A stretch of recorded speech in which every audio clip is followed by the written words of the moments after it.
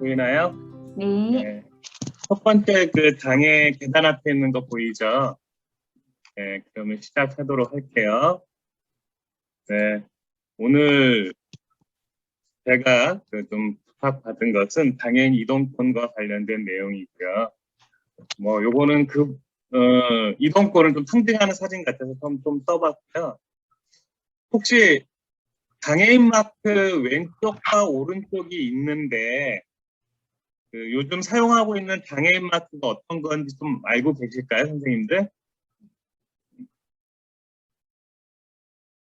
아, 다들 음소거를 하셔서 안 들리나요? 이렇게 좀 음소거 안 해주시고 참가해 주셔도 되고요. 채팅 뭐 이런 거 해주셔도 됩니다.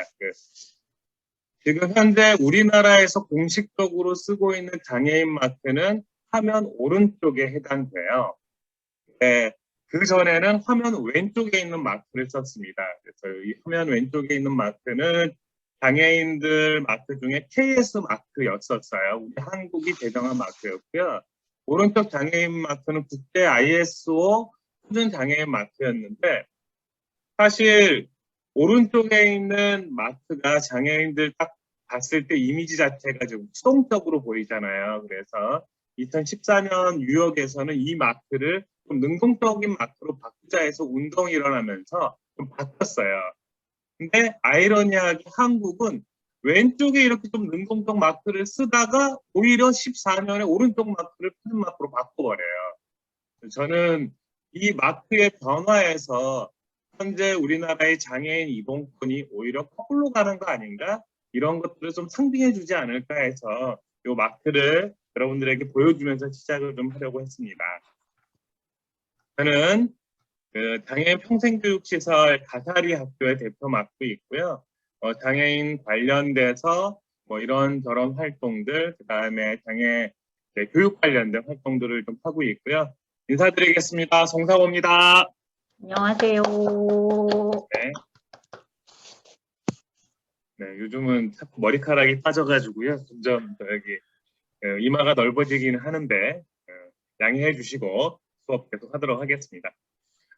아까 사회를 잠깐 보셨던 분들이 선생님이 얘기해 주셨듯이 이 장면이 요즘 가장 핫한 장면인 것 같아요. 그리고 어제가 4월 20일 장애인의 날이라고 지정된 날이고요. 전두환 전 대통령께서 1980년에 가장 비 오지 않는 통계상 나를 잡아라 그래서 비가 4월 20일 날 가장 안 온다고 해서 이렇게 같은 날이 4월 20일 장애인의 날이고요.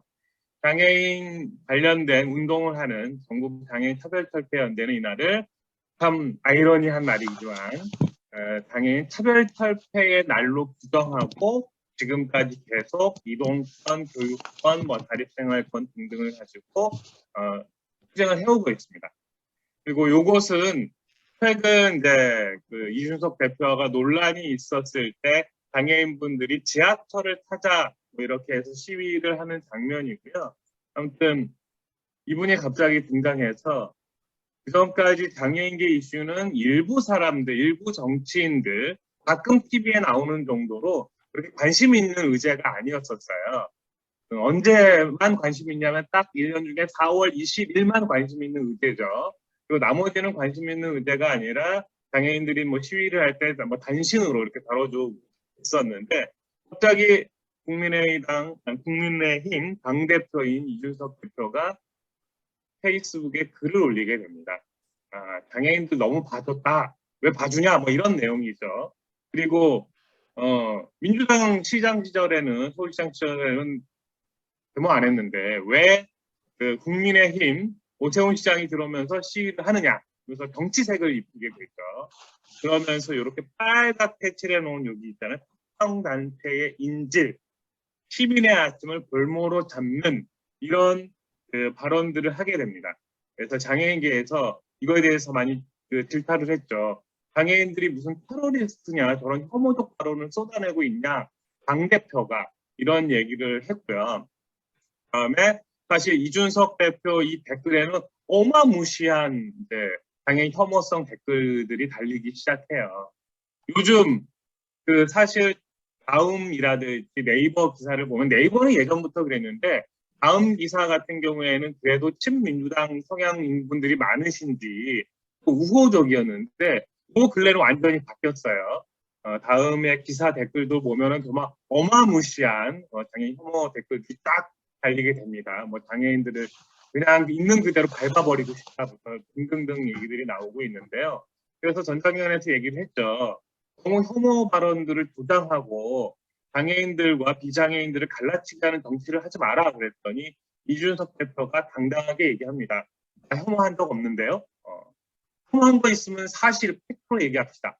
라고 얘기를 하면서 더 논란이 커졌죠. 그래서 결국은 JTBC에서 1대1 토론을 이렇게 준비하게 돼요. 그래서 이준석 대표와 전국장애인차별철폐연대 박경석 대표의 1대1 토론회가 얼마 전에 있었고 앞으로도 또 2차 토론회를 준비한다고 하는데, 자, 제가 시작할 때 얘기하고 싶은 건 이런 거죠. 서 있는 곳이 다르면 보이는 풍경이 다르다. 인권 얘기할 때 많이 그래도 좀 쓰는 용어인데요. 다시 한번 이 그림을, 이 사진을 봤을 때 특이한 점이 있죠, 여러분. 이 사진이 상징하는 점이 있습니다. 일부러 이렇게 만들려고 한 게 아니라 아주 자연스럽게 상징이 되고 있더라고요. 어떤 부분이신지 좀 잡을 수 있으시겠어요? 이 사진이 상징, 그렇죠. 높낮이가 다르죠. 이 사진에서도 그냥 그대로 드러납니다. 아마 이것을 준비하는 기간이 한 15일 정도 있었던 걸로 알고 있었는데요. 이 토론 테이블이 이 장애인에 아주 정확하게 세팅되어 있어요. 하지만 장애인 휠체어에 맞게는 세팅되어 있지 않죠. 따라서 이 높이차가 발생하게 되고요. 이준석 대표는 좀 더 높은 시선에서, 그리고 박형석 대표는 좀 더 낮은 시선에서 토론할 수밖에 없었어요. 바로 이 사진 자체가 장애인과 비장애인, 그리고 정치인과 시민단체 활동가의 높이를 그대로 상징하고 있는 것 같아요, 저는. 따라서 이 서 있는 위치가 다르면은 사실 보이는 풍경이 다르다는 것이 그냥 뭐 사람들이 흔히 하는 말이 아니라 인권에서는 대단히 중요한 말 중에 하나가 되죠.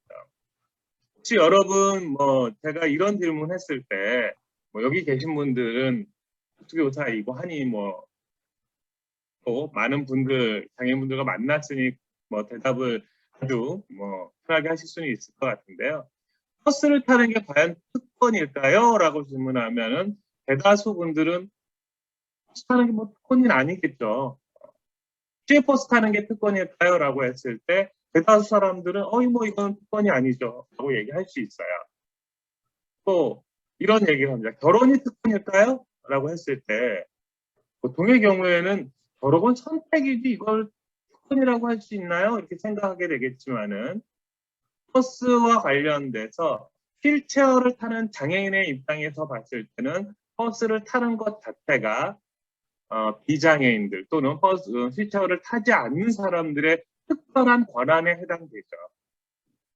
예를 들어 가지고 저희와 같이 활동하는 뭐 우리 장애인분들 중에 하나가 한 분이 새벽에 부모님이 돌아가셨어요. 아버님이 돌아가셨는데 청주가 아니에요. 이제 군단위 지역이죠. 그렇게 가려고 했더니 버스는 안 가죠, 당연히. 지역에서 철도가 가는 게 없어요. 그 지역은. 그리고 시외버스 뭐 당연히 안 되고 장애인 콜밴도 청주시를 넘어서 운행할 수 없다라고 해요. 결국 그 새벽에 그 아침에 그 다음에 낮이 되고서도 갈 수 있는 밤이 전혀 없는 거예요. 결국은 기관에 급히 연락해서 새벽에 기관에 한 활동가가 나가서 모시고 갈 수밖에 없었는데요. 이렇듯 우리는 흔히 이런 것들이 우리의 특권이라 할 수 있는데 사람들은 다양한 사회적 관계를 맺고 있고요. 또는 사회적 위치가 있죠. 이거에 따라서 세상은 좀 더 다르게 보이는 것 같아요. 결혼도 마찬가지죠. 뭐 결혼 선택이 아니야 그랬는데 사실 동성애자들의 경우에는 동성 결혼이 현재 헌법에 불가능해요. 따라서 동성들이 함께 연애를 하고 같이 살아갈 수는 있어도 법적 부부로 인정받을 수 없죠, 현재는. 우리나라의 경우에는. 따라서 결혼의 경우에도 비동성애자들의 특별한 권한일 수밖에 없다고 얘기를 합니다. 이처럼 사실 우리가 일상적으로 살아오면서 평범한 특권이라고 하는데요. 개개인은 여러 집단과의 다중의 관계를 맺고 있고 다양한 위치에 서게 됩니다. 중요한 건 이거인 것 같더라고요. 보통의 경우 다 을이긴 해요. 을들이 싸운다 뭐 이렇게 얘기하는데 차별 받는 집단에 속해 있는 경우가 많겠죠. 사회적 약자고 지위가 낮고 어리고 여성일 경우에는 특히 약자의 위치에 있을 겁니다. 그런데 때로는 특권 집단에 속할 수도 있다라는 거죠. 제가 뭐 장애인과 관련돼서 오랜 활동을 해왔지만 역시 법적으로는 저는 비장애인이거든요. 따라서 그 장애인과 비교했을 때 저도 모르게 갖고 있는 권한들이 생기는 거죠. 그래서 저는 사실 인공교육이나 이런 거 나갈 때도 많이 강조하고 있는 건데요.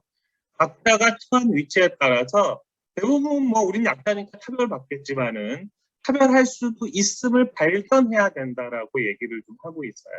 즉 비장애인은 우리가 일상적으로 지하철을 뭐 서울 수도권 같은 거 타는 거라든지 버스를 타는 것, 택시를 타는 것이 전혀 특별한 권한이 아니죠. 특권이 아니죠. 하지만 장애인분에게는 버스를 타는 거, 지하철을 타는 거, 엘리베이터를 타는 거, 집 밖에 나오는 거, 횡단보도로 걷는 것 자체가 다 불편한 일들이에요. 따라서 이 모든 것과 장애인의 입장에서 봤을 때 이 모든 것이 다 이동과 관련된 것은 대부분 이 장애인이 더 특별한 권한을 가지고 있다. 이렇게 이야기할 수밖에 없는 거죠.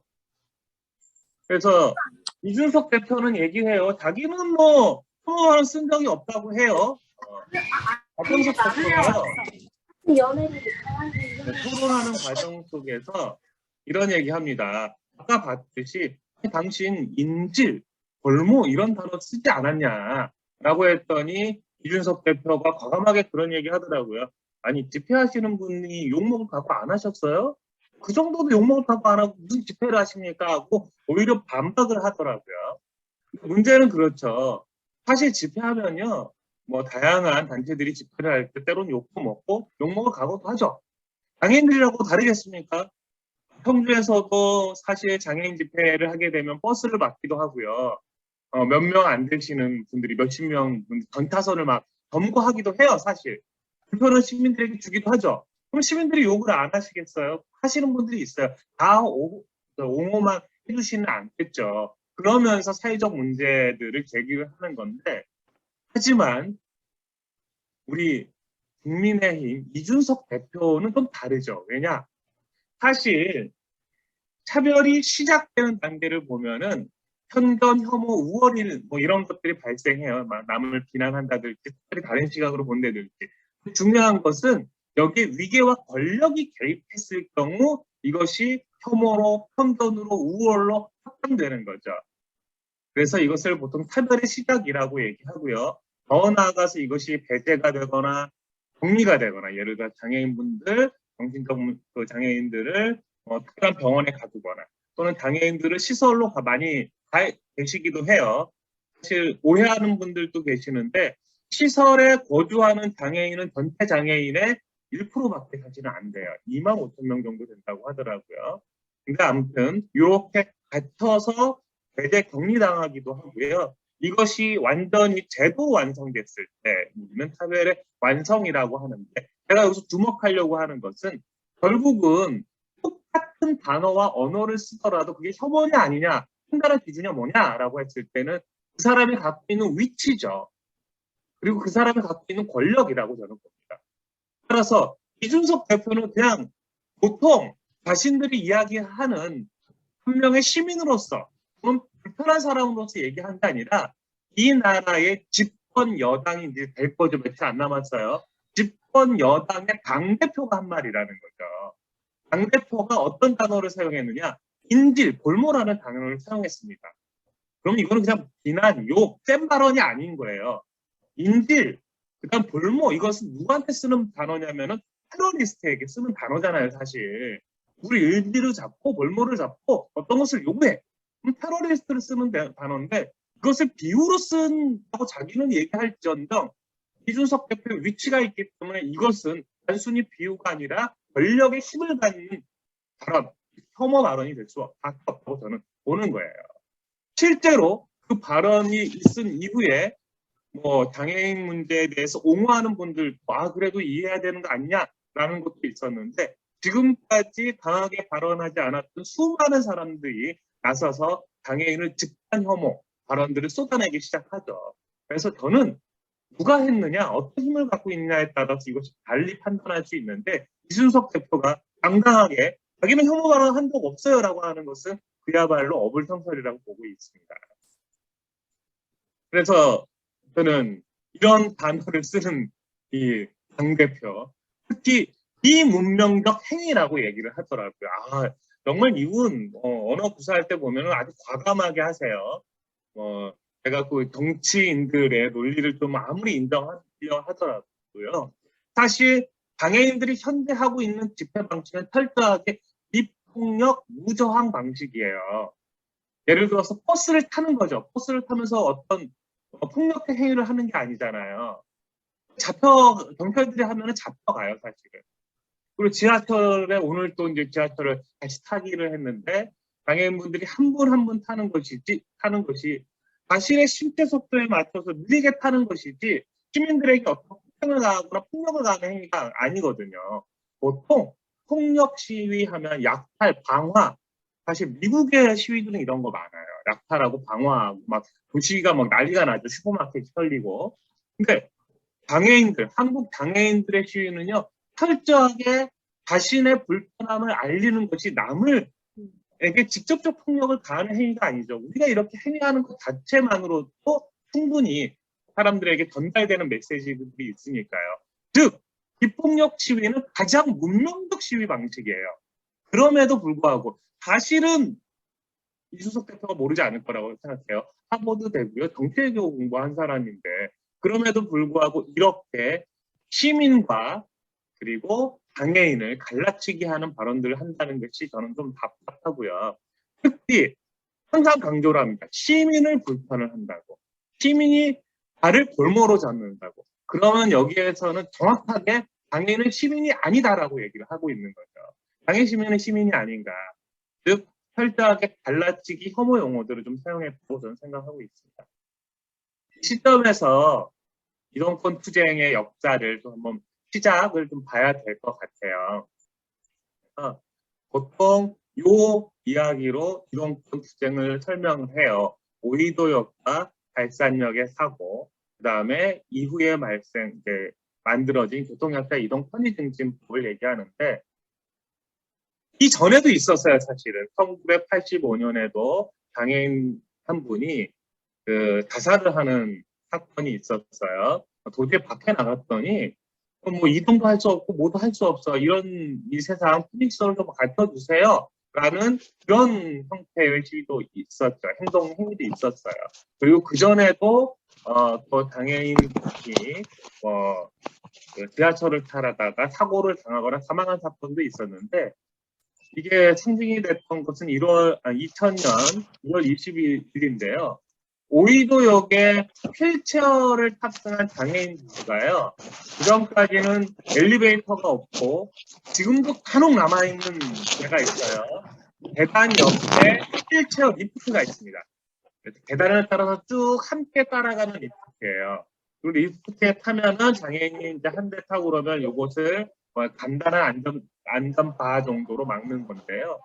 이 오이도역에서 휠체어를 타다가 이 리프트가 고장나서 장애인 부부가 추락을 했고요.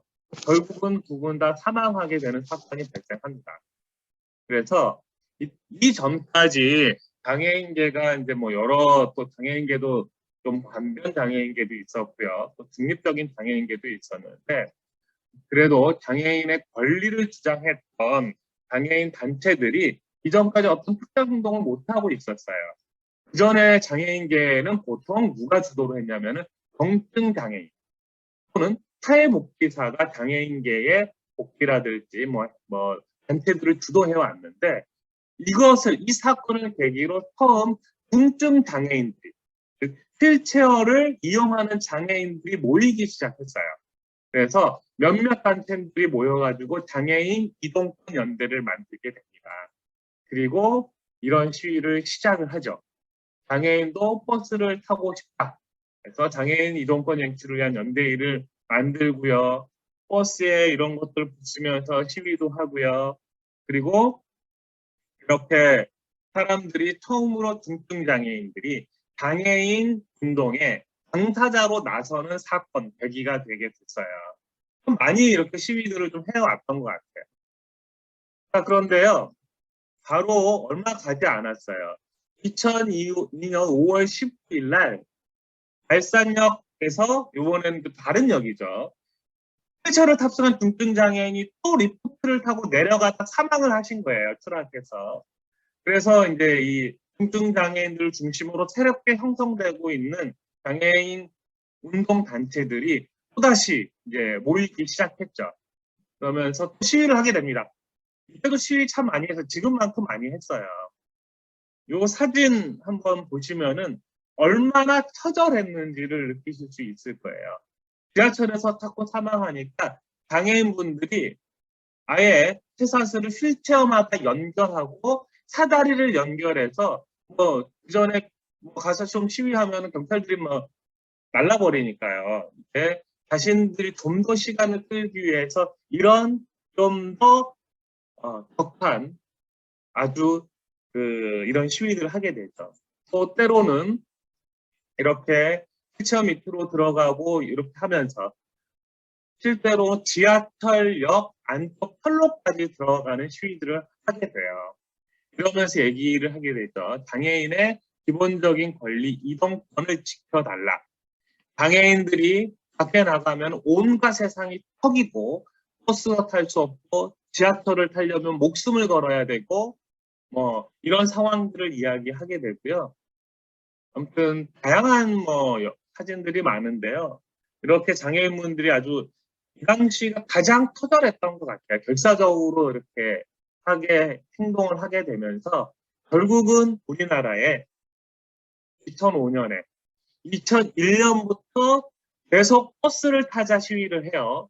실제 버스를 타기도 합니다. 전동 휠체어가요.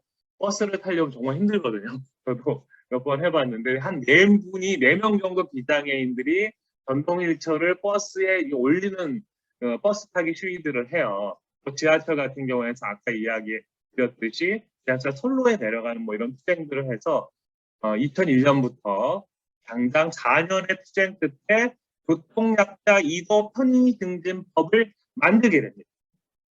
그리고 드디어 뭐가 생겼냐라고 했을 때 이 법에 근거해서 교통약자 편의 증진 계획을 세우고 국토부에서 저상버스 도입 계획, 그 다음에 장애인 특별교통수단, 장애인 쿨밴이라고 하죠. 그리고 수도권, 부산, 뭐 대구 이렇게 지하철이 있는 경우에는 지하철 엘리베이터 설치, 이 세 가지를 이 법을 근거로 약속을 하게 됩니다. 그래서 장애인분들은 자 이제 법이 만들어졌으니 그래도 조금 기다리면은 많이 변할 줄 알았죠. 물론 이제 장애인 당사자들이 중증 장애인들이 이런 인권 운동의 중심으로 나서게 되면서 이동권뿐만 아니라 장애인들이 교육할 수 있는 교육권이라든지 장애인들이 시설에서 사는 것이 아니라 대부분 시설이 아닌 지역사회에서 살고 있는데 지역사회의 장애인 복지는 거의 전무하다 했거든요. 그래서 장애인 자립을 할 수 있는 권리 그리고 활동 지원사를 제공받을 권리들을 요구하게 돼요. 이게 뭐 우리나라만 특별히 있는 게 아니라요. 우리나라도 다 이 장애인계가 벤치마킹 한 거예요. 미국과 일본의 시위를 벤치마킹하고 주장을 한 거죠. 미국도 똑같았어요. 1980년대에 저상버스 도입하면서 장애인분들이 직접 당사자들이 나서서 이런 요구들을 했던 적이 있습니다. 그래서 장애인분들은 그래도 좀 기대를 했었죠. 그런데 시간이 지나면 지날수록 지금 그때부터 했던 약속들이 안 지켜지고 있습니다. 그래서 지켜지지 않는 약속 3가지가 있죠. 저상버스 도입, 특별교통수단 확충, 지하철 엘리베이터. 지금도 주장하는 것이 이동권과 관련돼서 한정돼서 보면 여기에서 벗어나질 않아요. 일단 지금도 21년이 지난, 즉 오이도역 사건이 있은 이후 21년이 지난 지금까지도 장애인분들이 버스를 타자라는 운동을 하고 있어요.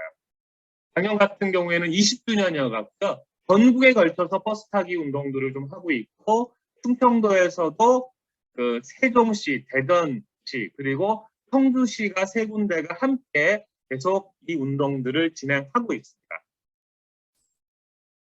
뭐 충청도에서 했던 것도 있고, 특히 시외버스는요 100% 저상버스가 없어요. 지금은 혹시 시내버스 이제 타시는 분들은 보셨을 거예요. 저상버스 계단이 없고 리프트가 나올 수 있는 버스거든요. 근데 시내버스는 그나마 일정 정도 보급이 되어 있는데 시외버스는 전혀 없어요. 그래서 장애인분들이 시외버스 터미널, 청주터미널인데 시외버스를 못 가게 막기도 하고 좀 이랬었어요. 물론 시민들한테 많이 욕도 먹고 좀 했었습니다. 이거는 작년 사진이에요. 장애 인권 여성 공감 활동 대표님이신데요. 여전히 지하철이 없는, 지하철이 없대네. 엘리베이터가 없는 지하철이 있죠. 그래서 계단을 통해서 휠체어 한 칸 내려가는 시위를 하기도 합니다. 그리고 올해도 마찬가지로 이렇게 쇠사슬을 묶고 사다리에 묶고 이동권을 보장해 달라고 요구를 하고 있습니다. 그리고 이준석 대표와의 이 썰전이 있었죠. 그 논박이 있으면서 그러면 인수위가 4월 20일까지 장애인 권익 문제에 대해서 해답을 다오라고 기다렸고요. 어제 4월 20일까지 인수위에서 대답이 없었습니다. 그래서 오늘 다시 지하철 타기가 새로 시작됐어요. 그랬더니 이제 온갖 비난이 또 시작됐는데요. 실제 많은 분들이 얘기합니다. 아니 왜 지하철을 세워가지고 그래요라고 하는데 사실 오늘 또 지하철이 관련돼서 딱 45분 이사가 났더라고요. 45분 지하철이 연착됐어요. 그랬더니 언론서부터 온갖 댓글이 달리는 거죠. 자신들이 불편한 것을 가지고 남들도 똑같이 불편하게 하냐 뭐 이런 얘기하는데 장애인들의 경우에는 45분이 아니라요. 지하철을 타기 위해서 이동하는데도 어마어마한 시간이 걸려요. 하루가 아니라 매일 그렇게 삶을 살고 있죠. 실제로 지하철 타기 투쟁을 할 때도요. 시간을 일부러 끄는 경우도 물론 있어요. 일부러 끄지 않아도 시간이 많이 걸려요. 여기 있는 분들이 사실 그 장애인분들도 각종 장애인 단체에 출근을 하시게 되거든요. 그러면 이렇게 장애인들이 한꺼번에 움직이면은 휠체어가 한 대 한 대 타야 돼요. 휠체어가 있는 그 공간이 있는 지하철석 다 있는 게 아니거든요. 지정돼 있어요. 휠체어가 쉽게 탈 수 있는 공간이 이렇게 지정돼 있는데 거기에 한 명 한 명 타려면요 시간이 걸릴 수밖에 없어요. 또 지하철을 타고 들어가려고 하면 여러분 뭐 역마다 다르긴 한데 지하철과 그다음에 대기석과 중간에 공간이 있죠. 이 공간이 있다고 보면은 작은 바퀴 같은 경우는 가면 그대로 걸려서 멈추게 돼요. 실제로. 그러면 이거를 밀고 뭐 당기고 해야지 거기를 넘어가는 거예요. 또 그런 분들이 대여성분이 같이 탄다라고 하면 1, 2분 안에 이게 되는 일이 아니기 때문에 자연스럽게 시간이 미뤄지기도 해요. 그래서 장애인분들이 다 타면서 또 이렇게 지하철에서 이동권과 탈시선권 뭐 이런 얘기들을 하고 있습니다. 네. 그리고 특히 장애인들이요, 실패하면은 안 잡아가요, 잘 사실은요. 장애인들이, 특히 휠체어를 타는 장애인들이 실패하고 나면은 가장 무서운 게 사실 뭐, 행위에 뭐, 와서 실형사나 이런 게 아니에요. 벌금 내세요. 벌금 내세요. 저희들이 투쟁하면 그래서 미리 요즘은 이제 저희들도 이제 많이 경험을 해가지고 벌금 낼 것까지 준비를 많이 해가면서 할 수밖에 없더라고요.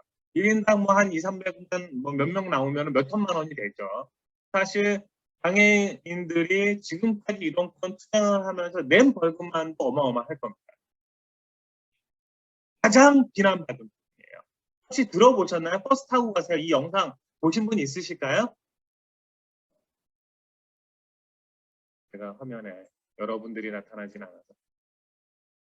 보신 분들도 있을 거예요. 있을 거예요. 아이고.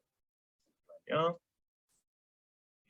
영상을 뭐 틀었으면 좋겠는데 인터넷으로 하다 보면은 이게 막 끊어지더라고요. 그래서 사진만 좀 갖고 왔고요. 아주 간단합니다. 이영숙 대표님이시거든요. 장애인 자립생활센터의 소장님으로 계시고요. 이날 이제 이렇게 아주 복잡한 출근길에 탔죠. 그랬더니 비장애인 한 분이 그런 얘기 하셨어요. 할머님이 위독하시다. 그래서 나는 이 지하철을 타고 빨리 가야겠으니 제발 나와달라고 얘기를 했어요. 그때 이영숙 대표님이 얘기를 합니다. 버스 타고 가세요. 라고 하고 비행 얘기가 있었는데 그것은 악마의 편집이라고 하죠. 잘려버립니다. 그래서 버스 타고 가세요만 반복되는 버스 타고 가세요, 버스 타고 가세요 이것만 반복되는 영상이 유튜브를 통해서 많이 돌아다니게 됐어요. 어마어마한 비난을 받습니다. 또 아니 장애인이 지금 그 할머님 상 때문에 위독하시다고 하는데 버스 타고 가세요? 이렇게 진짜 싸가지 없이 얘기하냐라는 거죠. 저희들의 권리만 권리냐 다른 사람의 권리는 권리가 아니냐라고 정말 악마 집단으로 매도받게 됩니다. 사실 가슴 아픈 일이죠. 이게요. 이준석 씨만 하는 얘기가 아니에요. 때로는 저하고 함께 운동을 했다는 분들도 저한테 똑같이 얘기하더라고요. 장애인들 너무 하는 거 아니냐. 그런 식으로 하면 정당성을 획득하기 힘들다. 정당하지 않는 집회라고 해서 저를 화나게 했는데 저는 비장애인들이 불편하게 하는 시위는 정당한 시위 집회이고 장애인들이 하는 불편하게 하는 행위는 정당한 시위가 아닌가 이런 생각을 갖게 되더라고요. 이준석도 똑같이 얘기했거든요. 정당하지 않은 집회를 중단하라고요. 그런데 사실 이분이 한 말은 이렇게 시작됩니다. 버스를 타고 가세요. 죄송합니다. 수차례 얘기를 하게 돼요. 왜 죄송하느냐? 얘기하죠. 저도 당해봤다고요. 저도 인정을 못 지켰다고 얘기를 합니다. 왜? 바로 몇 개월 전이었어요. 새벽에 어머님이 돌아가셨는데 인정을 지키러 갈 수가 없었어요. 지하철 없죠. 저상버스 안 다니죠. 장애인 콜단 새벽에 운행 안 합니다. 장애인의 경우에는 자동차를 타던 버스를 타던 아니면 다른 교통수단 택시를 타던 해서 움직일 수 있지만 이분은 정말 못 움직였어요. 그래서 한 얘기죠. 버스를 타고 가세요는 이분은 선의로 한 얘기입니다. 정말로. 저는 이렇게 못 갔지만 여러분은 지하철이 연착돼도 버스 탈 수 있고 기차 탈 수 있고 택시 탈 수 있잖아요. 그렇게 이동하시면 될 거라고 얘기를 한 거예요. 이분은 정말로 죄송하다는 말을 수없이 해요.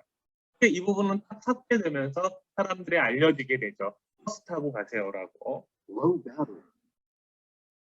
잠깐만요.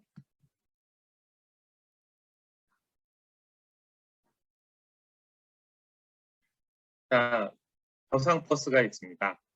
이렇게 타는 버스예요. 요거 사실은 저상버스들이 많이 돌아다니는데 실제로 장애인분들이 이렇게 버스를 타는 것을 보는 경우는 많지 않으실 것 같아요.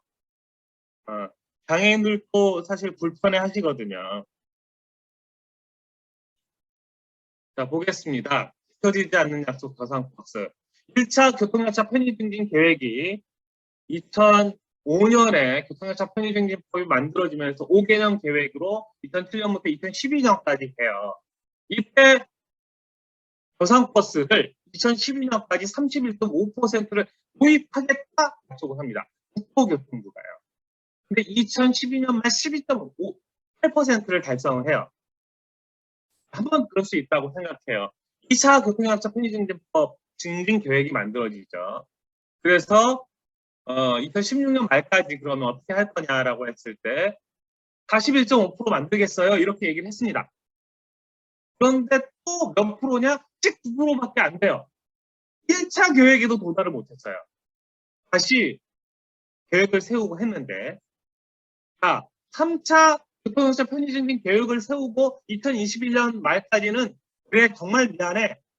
42% 할게 라고 해주셨습니다. 그런데 또 실패했어요. 28.8%예요. 작년 말 기준 전국에 저상버스가 도입된 것은 28.8%에 불과합니다. 여기에는요. 시외버스는 빠져 있는 거예요. 그리고 서울 같은 경우에는 버스 중에서 중요한 버스가 사실은 마을버스거든요. 마을버스 더 막 이렇게 이쪽저쪽 들어가잖아요. 근데 이 마을버스를 뺐는데도 불구하고 28.8%, 즉 12년에 발생하려고 했던, 즉 2005년부터만 따져도 거의 16년, 7년이 지나가고 있죠. 그런데도 아직까지 저상버스는 28%밖에 도입되지 않았습니다. 장애인들이 일상적으로 가장 접근하기 쉬운 교통수단이 사실 버스거든요. 저렴하고요 또. 서울은 그나마 좀 낫습니다. 수도권은 장애인단체들이 많이 해가지고요. 57.8%예요. 광역도시 대전, 대구, 광주, 울산, 부산 이런 데가 다 20, 30%대밖에 안 돼요. 도 단위는 더 심각하죠. 10%에서 20%. 경기도가 14%고요. 충청권 보면요. 대전은 그래도 광역시라서 좀 높아요. 세종도 시죠. 높습니다. 충남 10%예요. 그리고 충북이 20%가 넘는다고 발표를 했었어요. 재작년에 그리고 작년에도요. 그래서 실제로 그렇게 되는 줄 알았는데 저희들이 작년에 자료를 분석하다 보니 15%밖에 되지 않는 거예요. 아니 이제는 자료 조작까지 하면서 이게 국토교통부에도 20.7%로 보고했더라고요. 실제로 조사를 해보니까 15.5%밖에 안 됐었어요. 왜냐하면은 군 단위 통계를 제외하는 편법을 쓴다든지 또는 뭐 대폐차라고 있어요. 버스도 오래되면 바꿔야 되거든요. 근데 이제 도입된 지가 저상버스도 오래돼 가지고요. 일부는 이 저상버스를 또 바꿔야 돼요. 새로운 버스로. 그런데 새로운 버스는 안 들어왔는데 아직 이 대폐차해야 되는 버스, 즉 이제는 쓰지 말아야 될 버스를 통계에 집어넣었어요. 이런 방식으로 해가지고 그 20%를 만들었더라고요. 이것 때문에 작년에 충북 장애인차별철폐연대도 좀 격하게 시위를 할 수밖에 없어가지고요. 몇 번에 걸쳐서 충북도청 앞을 전타선을 막기도 하고 일부 타선을 막기도 하면서 결국은 이 문제를 도가 나서서 빠르게 해결하겠다는 약속을 받았지만 이 약속을 저희는 벌써 10몇 년째 받고 있는 거죠. 이것은 국토부 자료고요.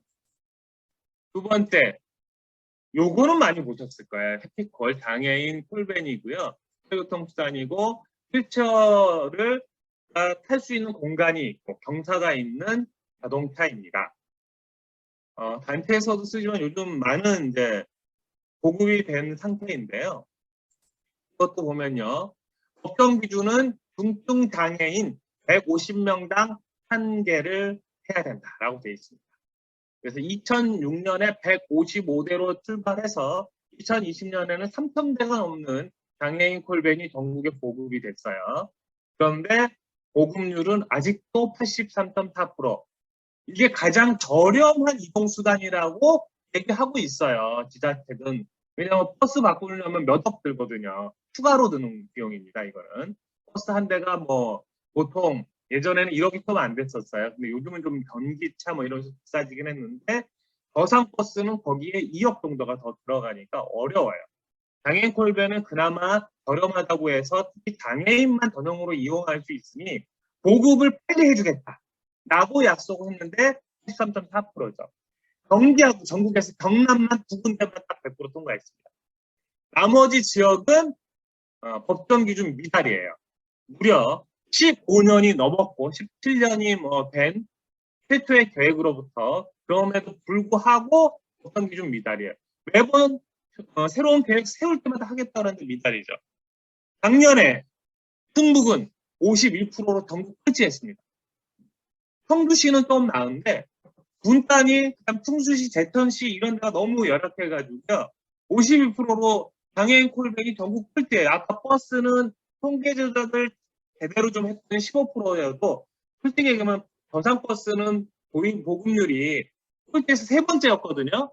그전에는 그래도 많이 보급됐었는데 그래서 충북 같은 경우는 전국 꼴찌가 됐어요. 이게 됐던 이유가 장애인 등급제가 이제 바뀌면서 예전 말로 얘기하면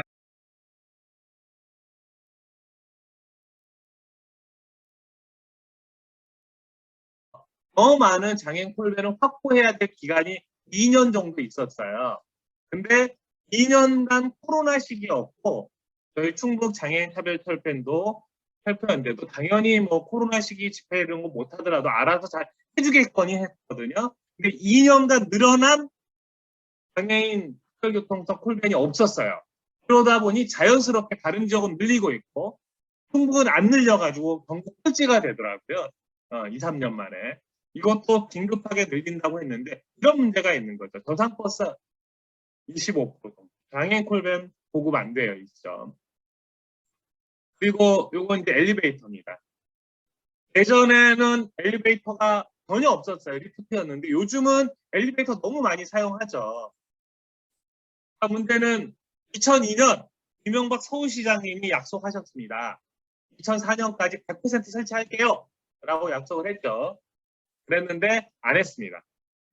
2005년까지 할게. 뭐 이렇게 얘기를 했어요. 2005년까지 좀 불가능하니까 좀 이따 할게 라고 했고요. 2015년에 박원순 서울시장님이 이제 민주당으로 좀 바뀌었죠. 2020년까지 100% 설치하겠다라고 때 약속을 했어요. 중간에 뭐 우리의 일이 있어서 그렇게 됐지만은 그래도 정책은 이어져야 될 텐데 현재 2021년까지 93%고요. 또다시 2025년에 100% 하겠다고 해요. 아니 2002년부터 했으니까요. 지금 벌써 몇 년입니까? 20년이 지났는데도 앞으로 5년을 22년 3년을 더 기다려라 라고 하는데 이때까지 지하철의 엘리베이터가 다 될지는 또 몰라요. 확정할 수 없죠. 그리고 실제로 2008년에 화서역에서 사망 사건이 또 발생합니다. 2017년에도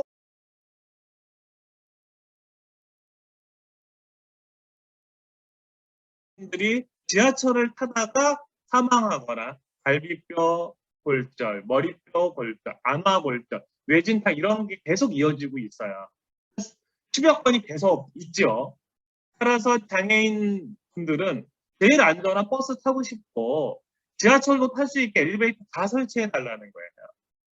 그리고 문제는 이 엘리베이터를 타면 바로 지하철 타는 데까지 가냐? 그렇지 않습니다. 복잡하게 돼 있어요. 한번 장애인분들과 직접 이 엘리베이터를 타고 이동 한번 해보시면 실감하실 거예요. 이렇게 바로 내려가면 뭐 2호선 있고 3호선 있고 이렇게 가는 게 아니라 내려서 돌아가서 저쪽에서 엘리베이터를 다시 타고 또 내려서 돌아가서 또 엘리베이터를 타고 이런 식으로 되어 있기 때문에요. 한번 지하철을 타려면 2호를 헤매야 돼요. 처음 가는 사람들은 지하철 타기가 쉽지 않아요. 그러니 장애인분들이 지하철도 중요하고 엘리베이터도 중요한데 제일 요구하는 것이 저상버스 이런 것들을 많이 해달라고 요구하고 있는 겁니다. 여전히 2022년이 된 이 시점에서도 20년이 지난 장애인 이동권 문제는 해결되지 않고 있고요. 따라서 장애인분들은 오늘 또다시 지하철을 타는 투쟁을 하고 있습니다. 이준석 대표 때문에 이것이 전 국민에게 알려지고 있는데요. 이것이 단순히 장애인들을 갈라치고 비난하는 정도로 멈춰 있는 분들도 있습니다.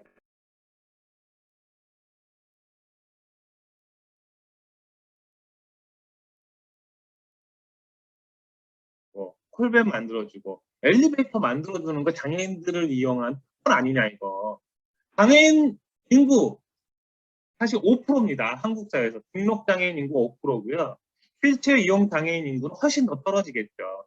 이분들을 위해서 이런 어마어마한 예산을 왜 쓰냐라고 비난이 또 연이어지고 있습니다.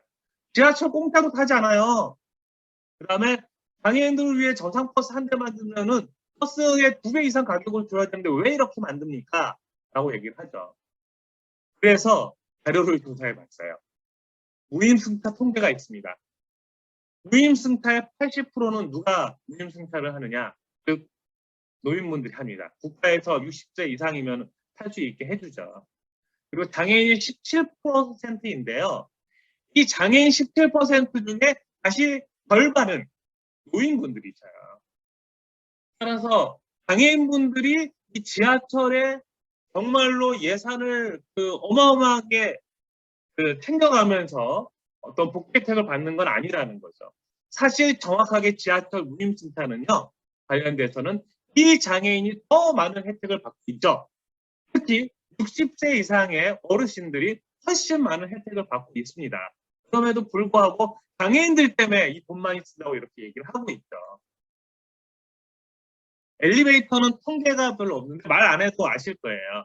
혹시 서울 가보신 분들은 부산에 가서도 장애인분들과 이제 부산 바다를 가기 위해서 가면은 매번 겪는 그림입니다. 풍경입니다. 엘리베이터는 교통약자를 우선하게 돼 있어요, 사실은. 교통약자라고 하면요, 장애인, 휠체어를 타시는 분들, 그 다음에 유모차를 끌고 있는 분들, 그리고 노인분들을 위해서 교통약자로 지정하고 우선 타게 할 수 있게 해요. 근데 엘리베이터에 가면요, 이 장애인분들이 이렇게 줄을 서 계셔요. 여기까지 저는 좋아요. 줄 섰으면 이제 장애인분들이 탈 수 있게 좀 더 비켜주시고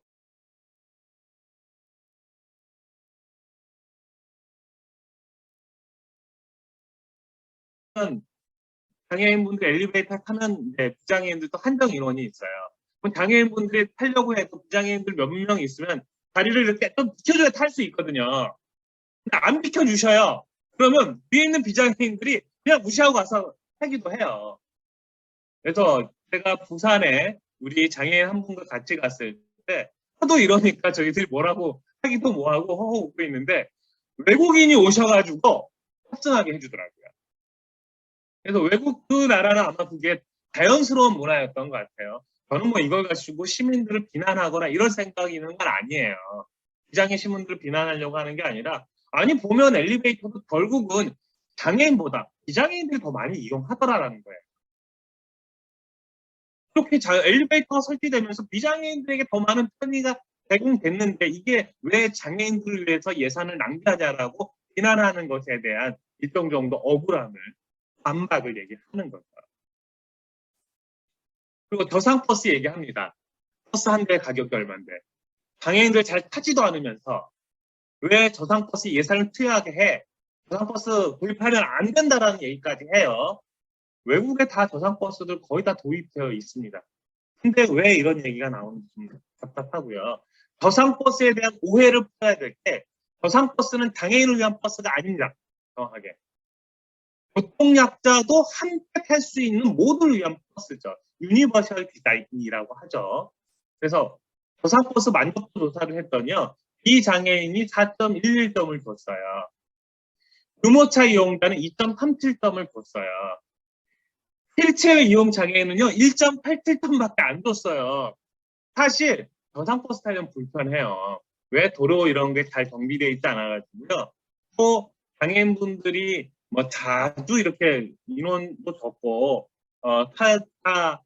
타는 뭐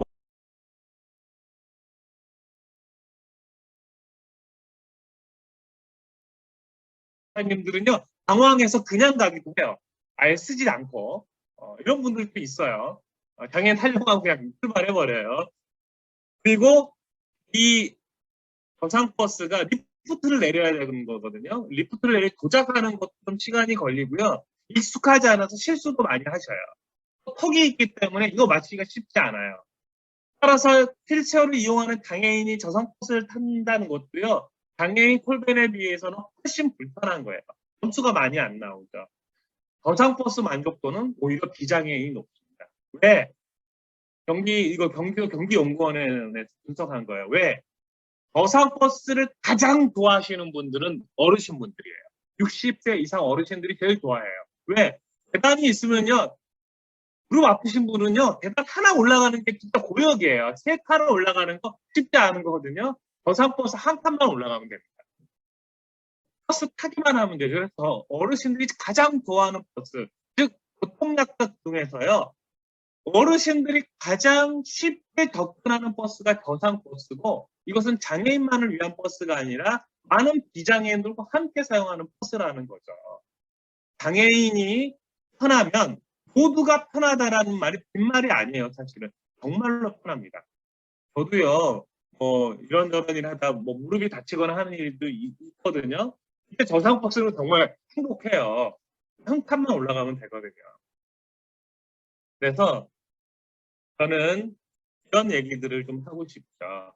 장애인의 삶은 비장애인의 삶과 떨어진 게 아니라 계속해서 연결되어 있다. 이런 얘기를 좀 여기 계신 분들한테 드리고요. 장애인 하면 떠오르면 조사하면 뭐 다들 아시다시피 이 세 가지가 대표적이더라고요. 불편하다, 도움이 필요하다, 휠체어 사용한다, 뭐 기타 등등 뭐 이런 것들이 있는데요. 보통 많이 얘기되는 게 불편함이죠. 이거는 우리 여기 계신 특수 선생님들도 많이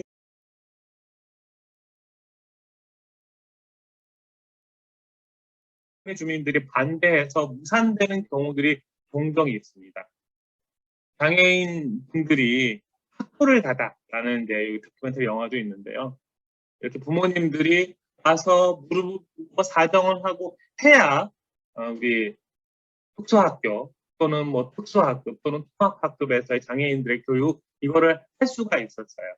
사실 저도 교육청 앞에서 또 많은 시위를 한 적이 있죠. 머리도 깎고 단식도 하고 현막도 치고 현재 교육감님도 많이 시위를 하셨을 거예요.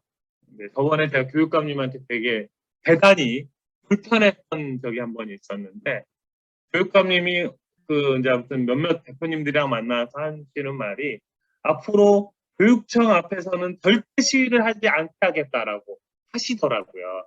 그럴 경우에는 절대 뭐 타협이라든지 정책 대안을 받아들이지 않겠다라고 해가지고 제가 대단히 좀 화가 난 적이 있었습니다. 아니 교육감님도 그렇게 활동하셨는데 우리가 그렇게 한다니까 이제는 절대 대화하지 않겠다라고 해서 많이 서운하고 화를 내고 뭐 요구를 한 적이 있었는데 이런 시위들을 해야 꼭 세상이 조금씩 바뀌더라고요.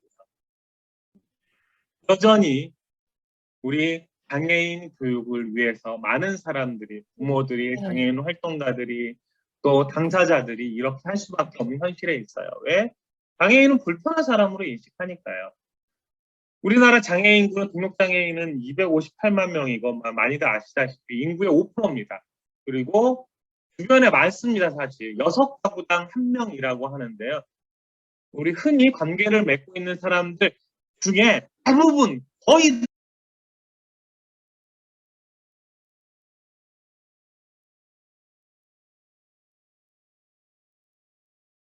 공무원도 그렇고요. 정치인들도 그렇고 꼭 내 주변에 어떤 장애인이 있어서 잘 안다고 얘기를 해요. 근데 그렇게 잘 안다는 분들이 꼭 다르게 또 행동을 하시더라고요. 그리고 장애인, 우리 이제 교육에서의 장애인은 지적 자폐성 장애로 보통의 경우에는 4살 전후에 이것을 캐치하고 등록을 하게 되는데요. 대부분의 장애인들은 후천적 장애라고 합니다. 이 통계가 나왔을 때는 73% 정도였는데요. 최근 통계는 80%까지 된다고 하더라고요. 대부분 80%가 후천적으로 장애가 발생을 해요. 특히 이제 이게 중요한데요. 보니까 이렇더라고요. 통계 보니까요. 보통 0세, 3세까지는 수백 명의 장애인 등록을 하는데요. 4세 때 1000명이 넘어갑니다. 왜? 이때 이제 부모님들이 인지를 한 거죠. 1000명이 넘어갔다가 다시 53세 때까지는 나이별로 수백 명밖에 안 돼요. 그러니까 언제부터 많아지느냐? 54세부터 1000명을 넘어갑니다. 그리고 60세는 60세의 신규 등록 3분의 2가 신규 등록을 언제 하냐? 62세에 해요. 그러니까 장애인 문제는 결국 노인 문제하고도 그대로 연결되어 있는 거죠. 그거를 하다 보니 이렇게 그래프까지 해놓은 친절한 방송국이 있더라고요. 그래서 보니까 아무튼 30세 전에 아까 얘기했듯이 4세 때 피키 한번 하고요. 쭉 54세가 넘어가면서 장애 등록을 하게 됩니다. 많은 사람들이. 그래서 저는 이런 얘기 하죠. 이번에 이준석 당대표가 국민의힘에서 이 발언을 한 이후에 국민의힘 장애인 국회의원이 이 박경석 대표님하고 만나면서 이렇게 자세를 낮춰가면서 얘기를 합니다. 이때 많은 분들이 그렇죠. 사고는 당대표가 치고 사과는 함께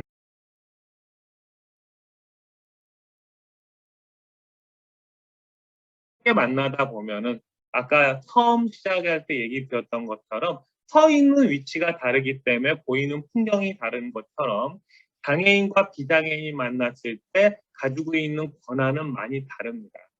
하지만 이것을 조금만 시각을 낮춰서 보면은요, 여러 가지가 보일 거고요. 앞서 얘기 드렸듯이 대부분의 장애는 후천적 장애고, 장애인의 대부분의 복지는 이분들을 위해서 쓰이고 있습니다. 일부 장애인을 위해서 쓰이는 것이 아니라 언제든지 장애와 비장애가 연결될 수 있는 이 시스템 속에서 사회복지, 교육복지로 사용되고 있는 거죠. 다시 한번 이 그림으로 돌아오면은 장애인 하면 두 번째 얘기가 나오는 게 도움이 필요한 사람으로 우리는 흔히 인지됩니다. 그리고 제가 많이 쓰는 사진 중에 하나인데요. 이 사진에 보면은 불편한 게 좀 있죠. 이 사진을 딱 봤을 때 불편한 문구가 딱 있습니다. 장애인 보호 차량이라고 되어 있죠. 아직도 이렇게 되는 차량들이 조금 있어요. 많이 바뀌긴 했습니다. 아니 장애인 이동 차량이지 왜 장애인은 꼭 보호를 받아야 될까? 이런 문제 제기를 장애인 당사자들이 하죠. 그래서 이런 얘기합니다. 제발 보호 배려 감사한데 보호 배려 좀 하지 마세요라고 얘기를 하죠. 우리는 이게 좋은 의미로 비장애인들은 보호하고 배려하는 게 좋은 의미가 있을 수 있으나 장애인 당사자에게는 물어보지 않는 보호와 배려는 자신의 권리를 침해한다고 생각합니다. 뭐 제가 또 예를 들은 이런 거죠. 뭐 시각장애인 한 분이 횡단보도에 서 있었는데 우리 착한 비장애인 분이 파란불이 되자 시각장애인 분을 손을 잡고 건너셨어요.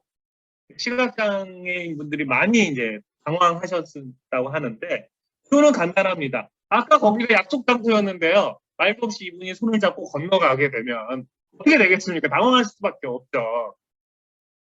저도 이제 겪은 얘기인데요. 우리 활동전사님들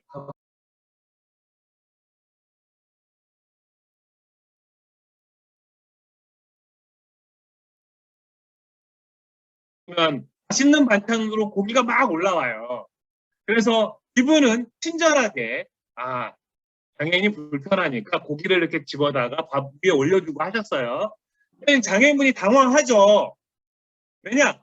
이 장애인분은 채식하시는 분이에요. 고기 냄새를 맡으면 역겨우신 뭐 하시는 분이라 고기를 안 드시는데 이렇게 해주시는 것이 불편한 거죠. 또 요번에 국회의원들, 민주당 국회의원들이 이준석 대표의 얘기에 반대 행동으로 휠체어를 타고 출근했어요. 실제로 지하철을 타고요. 그런데 지하철을 타고 휠체어를 타고 하다가 보좌진이 밀어준다고 이 폭이 있잖아요. 밀어준다고 딱 했는데 뒤집어졌어요. 그대로. 혹시 이 장면 봤는지 모르겠는데요. 그런 겁니다. 휠체어를 밀어줄 때도요. 얘기하고 하셔야지 그냥 밀어주다가는 홀라당 넘어지게 됩니다. 이런 것처럼 보호와 배려들이 장애인들에게 묻지 않는 보호와 배려는 장애인분들이 입장에서는 내 결정권을 침해한 걸로 보게 되죠. 이게 계속해서 요즘 강조되는 장애인들의 자기결정권입니다. 물론 이것은 신체 장애인만 해당되는 게 아니에요. 요즘 피플퍼스트부터 해가지고 지적 다폐성 장애인들의 자기결정권을 존중해야 된다라는 이야기들을 많이 하고 있습니다. 이분이 설사 언어 장애가 있고 다른 비언어를 이용해서 자기 의사를 표현한다라고 하더라도 소리를 지르던 특정 행동을 반복하던 이 행위에 어떤 원인이 있다면 그 결정을 존중해 주는 것이라고 얘기하고요. 그래서 장애인께서는 여전히 장애인 자기결정권을 존중하는 것이 가장 핵심적인 권리라고 이야기를 좀 하고 있습니다. 그래서 요즘은 장애 개념이 많이 바뀌고 있죠. 예전에는 말로만이었는데 많이 바뀌고 있는 걸 좀 실감하기는 해요. 예전에는 장애인을 신체적 손상에 기반해서 정의를 했습니다. 시각장애, 청각장애, 뭐 등등등. 지금은 장애를 환경과 태도의 장벽, 즉 신체적 문제와 이런 환경적 문제의 복합적인 관계로 이야기를 하죠. 그래서 유엔 장애 권리 협약 법문에도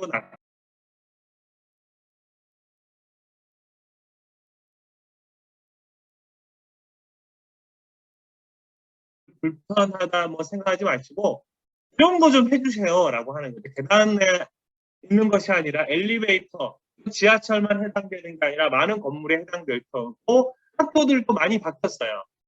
근데 저희 단체에서 장애인 이해교육, 장애인 인권 교육을 가다 보면은요, 저희는 꼭 장애인과 비장애인이 함께 조를 짜서 강의를 나가거든요.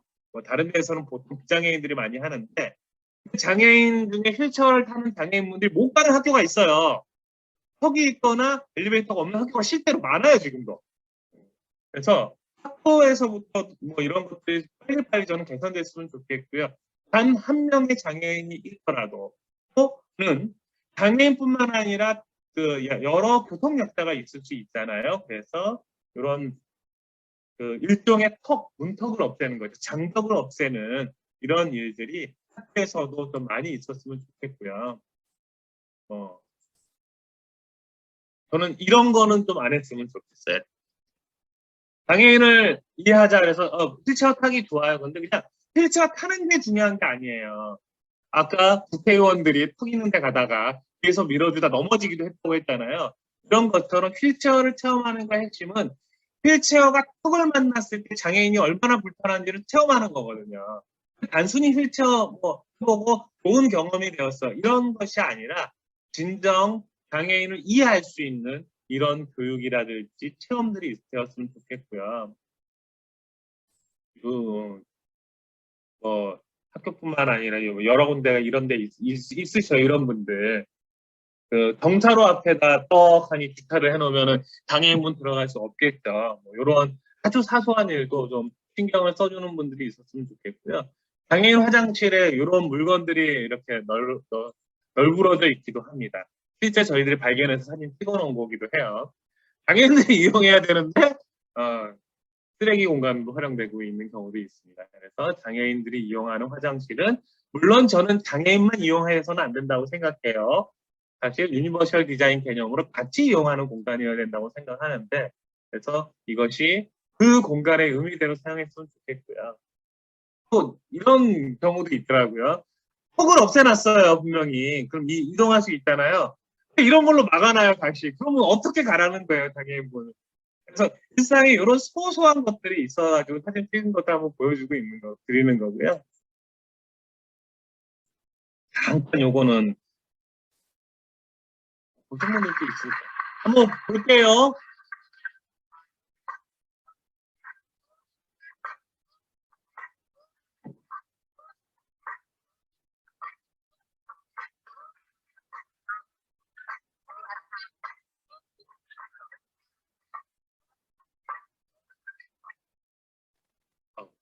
죄송합니다.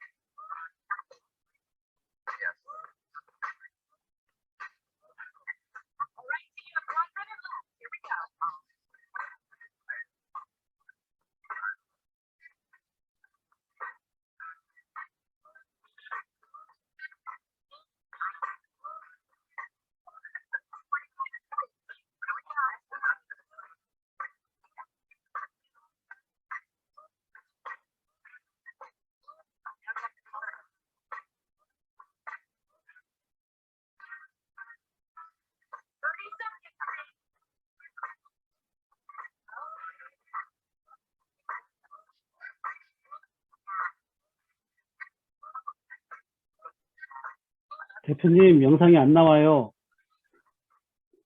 안 나와요? 예. 그 유튜브 영상을 공유해 주세요. 그럼 저희들이 따로 볼게요, 나중에. 역시 네. 요거는 그래도 좀 용량이 작은 거라 보여드리려고 했었는데 안 나오고 있었군요. 네, 나중에 한번 따로 보내드리겠습니다. 이게 제가 이야기 드리려고 했던 것은 조금만 다르게 세상을 본다라면은 정말로 새로운 게 나올 수 있다. 뭐 이런 것을 보여주는 영상이었는데요. 그냥 말로 설명하는 것보다 공유하는 게 나을 것 같고요. 마무리 좀 하겠습니다. 여기 계신 분들이 사실 저보다 더 많은 경험하신 분들도 많을 거이고 장애인분들과 학생분들과 부모님들과 여러 가지 소통을 하면서 지금까지 활동을 하고 계실 거라고 생각을 하고 있고요. 그래서 장애인의 이해를 넘어서 특히 장애인의 권리를 가장 핵심적으로 하면서 장애인들과 함께하는 이런 학교 만들어 주셨으면 좋겠고요. 더 나아가 학교뿐만 아니라 교육청이라든지 시도청이라든지 시민으로서 장애인분들이 함께 우리 청주에서 충청북도에서 살아갈 수 있도록 힘이 돼 주시고 지지자가 돼 주시고 했으면 좋을 것 같습니다. 제가 마지막으로 사진 하나 보내드리고 이 장애인분이 이렇게 걸어가는 것을 멀리서 보다가 제가 사진 한 컷 찍은 거였는데요. 이렇게 혼자 가게 하는 게 아니라 함께 가는 사람이 되고 싶어서 이 사진 보여드리고요. 이걸로 제 혼자 떠드는 강의는 일단 마치도록 하겠습니다. 들어주셔서 감사합니다.